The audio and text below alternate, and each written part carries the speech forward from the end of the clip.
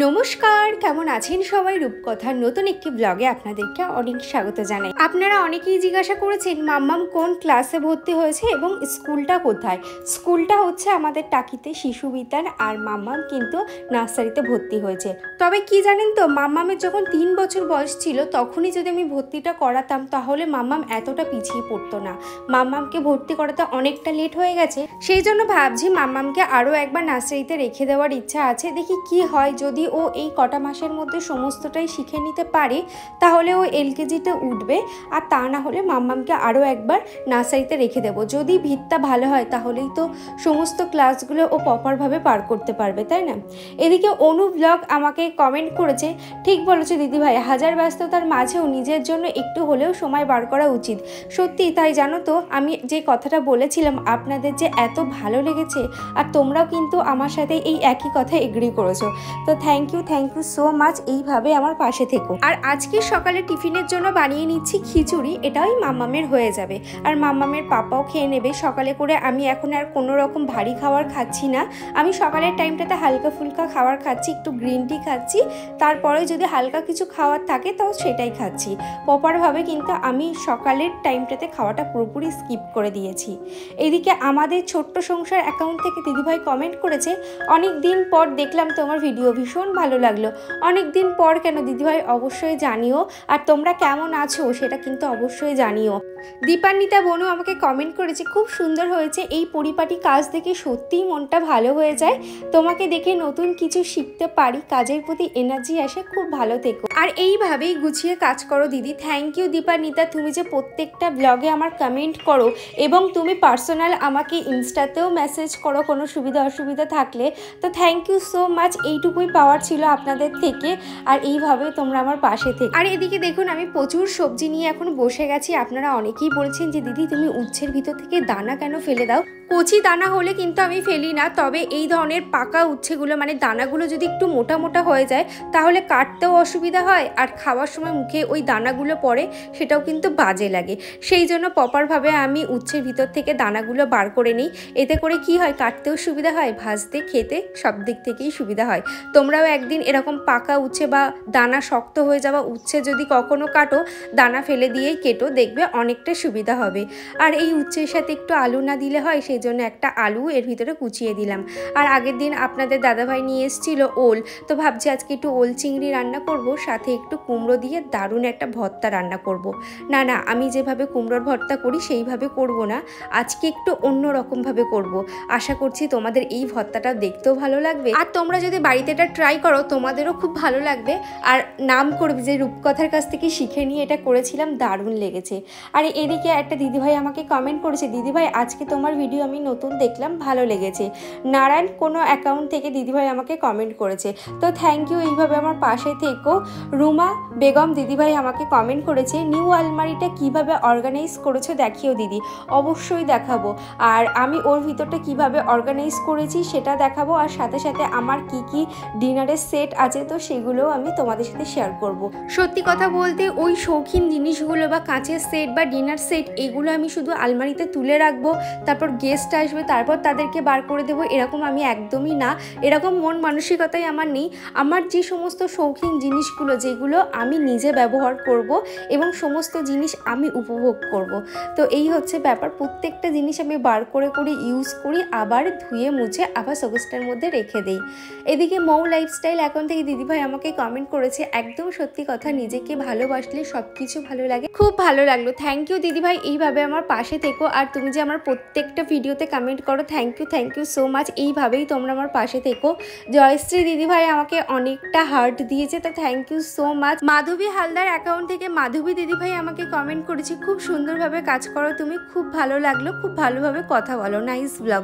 Thank you, এইভাবে আমার পাশে থেকো দিদিভাই। আর তোমরা যে আমাকে নতুনভাবে চিনছো, থ্যাংক ইউ সো মাচ। আমিও তোমাদেরকে কিন্তু নতুনভাবে চিনছি, নতুন সবাই কমেন্ট করছো, আমার প্রচণ্ড ভালো লাগছে। মানসী ব্লগ অ্যাকাউন্ট থেকে দিদিভাই আমাকে কমেন্ট করেছে, অনেক ভালোবাসা রইল, খুব ভালো লাগলো, থ্যাংক ইউ। পুচকু গুড্ডি আমাকে অনেক দিন পর আমাকে কমেন্ট করেছে, খুব সুন্দর, থ্যাংক ইউ পুচকু। সেলফি তুলে দাও। আচ্ছা তুলছি, তুমি বলো আগে। মিমিদেরকে বলো তুমি কেমন আছো। আমি খুব ভালো আছি, তোমরা কেমন আছো? লাইক কমেন্ট করে সাবস্ক্রাইব করো। ওদের বাড়িতে সেলফি তুলে দাও।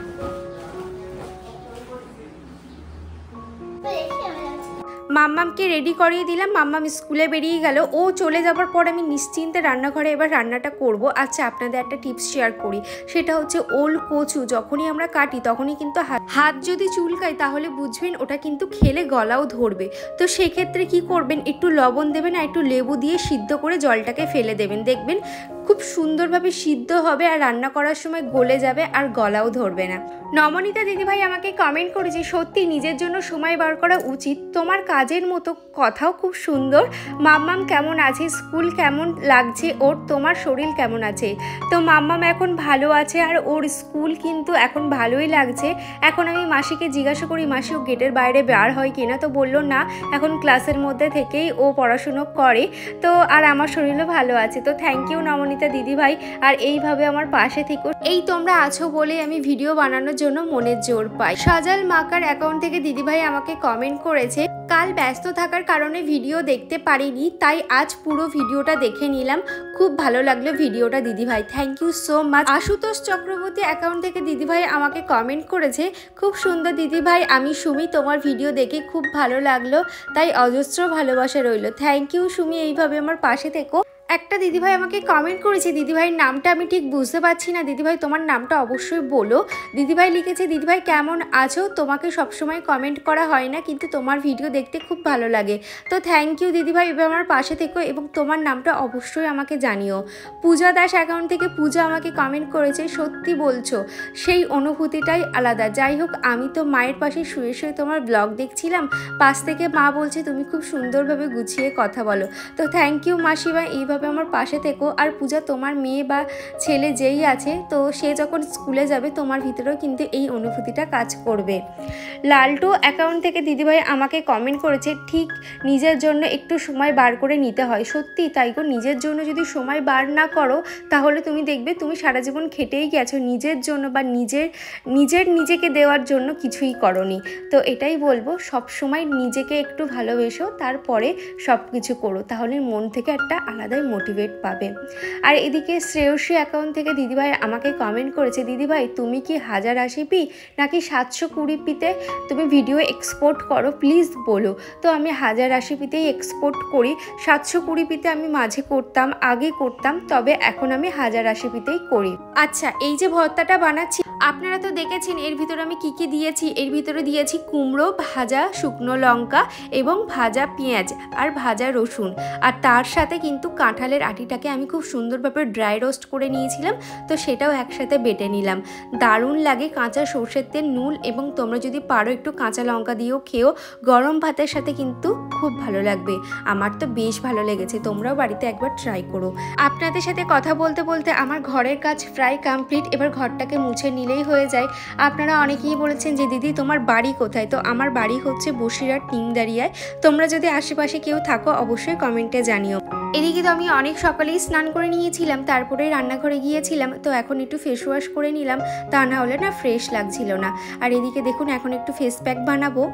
সমস্ত কাজ গুছিয়ে এখন ওপরে আসলাম আর মুখটাকে একটু ফেস ওয়াশ করলাম। স্নান করার পর রান্না বান্না করেছি, নিজেকে একটু ফ্রেশ না করলে না বেশ সেই ফিলটা আসে না।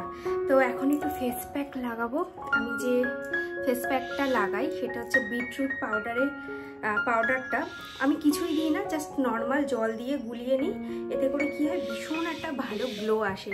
আর তোমরা যদি পুজোর আগে স্কিনে গ্লো পেতে চাও তাহলে কিন্তু এই অ্যাপস গুডনেসের যে বিটরুট পাউডারটা আছে সেটা কিন্তু তোমরা অবশ্যই ইউজ করতে পারো। আমি পার্সোনালি খুব ভালো রেজাল্ট পেয়েছি, তাই তোমাদের সাথেও আমি শেয়ার করলাম যে এই প্যাকটা কিন্তু সপ্তাহে 2 থেকে 3 দিন তোমাদের লাগাতে হবে। আমি রাতের বেলা খুব একটা সময় পাই না, সেই জন্য আমি দিনের বেলাতে লাগাচ্ছি। এই ফেস প্যাকটা না একটু ঠিকভাবে বানাবে তাহলে কিন্তু অনেক ভালো হবে। তোমাদের সাথে আরেকটা জিনিসও শেয়ার করি, আপনারা অনেকেই জিজ্ঞাসা করেছেন যে এই কোয়ার্টসের মাস্কারটা আমি কোথা থেকে নিয়েছি, তো এটা আমি মিশো থেকে নিয়েছিলাম।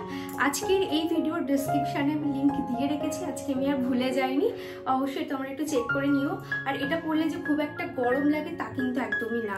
আপনারা অনেকেই জানতে চান আমার কাছে যে দিদি তুমি যে স্কিন কেয়ারটা করো একটা প্রপারভাবে রুটিন দিও। অবশ্যই আমি স্কিন কেয়ারের একটা রুটিন দেবো, তবে আমার এই সমস্ত ফেস প্যাক ট্যাকগুলো আমি না রাতে ব্যবহার করি না, তো দিনের বেলাতেই করি। আর চলো আমি কিন্তু আজকে একা মাখবো না, সাথে শাশুড়ি মাকেও মাখিয়ে দেবো। আর একটু না একটু জ্বালা জ্বালা করে, আর এখানে না আমরা একটু হাসাহাসি করছিলাম যে দাঁত বার করলে নিজেকে কেমন লাগে দেখতে। আর এদিকে একটু আমও খেয়ে নিলাম, একটা রিমুভ করলাম। আর এটা হচ্ছে অ্যালোভেরা জেল, আমি অ্যাপেলোতে গিয়েছিলাম। অ্যালোভেরা জেলটা একদম পুরো ওয়াটার বেস। অন্যান্য অ্যালোভেরা জেলগুলো কেমন হয়, একটু চিটচিটে মতন হয়, এটাতে কিন্তু সেরকম ফিল হবে না, পুরো ওয়াটার বেস। এবার একটুখানি জাস্ট ফ্যানের হাওয়ায় শুকিয়ে নিলে মুখে টেনে নেবে। তো চলো এখন খাওয়া দাওয়া করবো। আর এদিকে দেখুন এখন সবাইকে খেতে দেবো। তাহলে চলো আজকের মতন ব্লগটা এত দূরই, দেখা হচ্ছে নেক্সট ব্লগে। টাটা।